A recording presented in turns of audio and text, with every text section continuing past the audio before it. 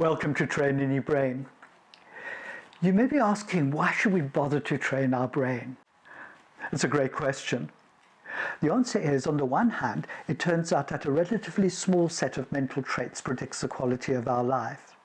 And on the other hand, our brain is plastic, and we now know how to hone the traits in question.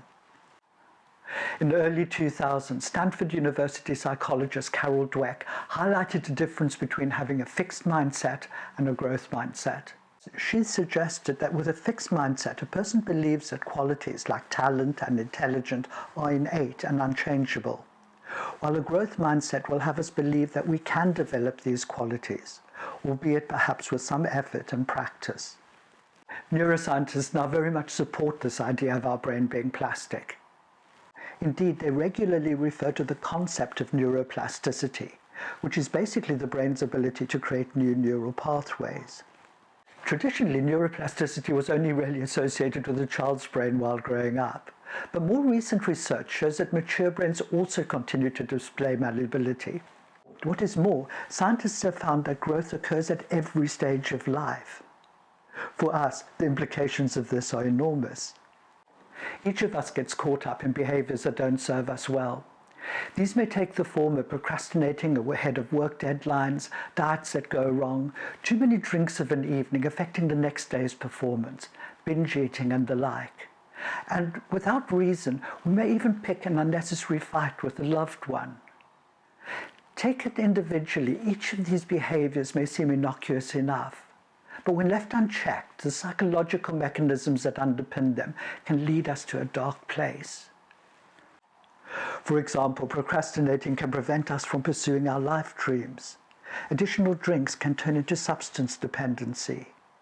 Binges can become habitual, leading to low self-esteem and even triggering life-threatening health issues.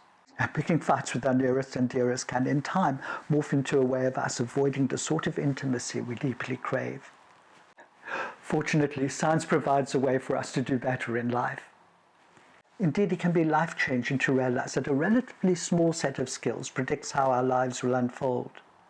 And it does this more accurately than any previously known set of behavioral and mental processes.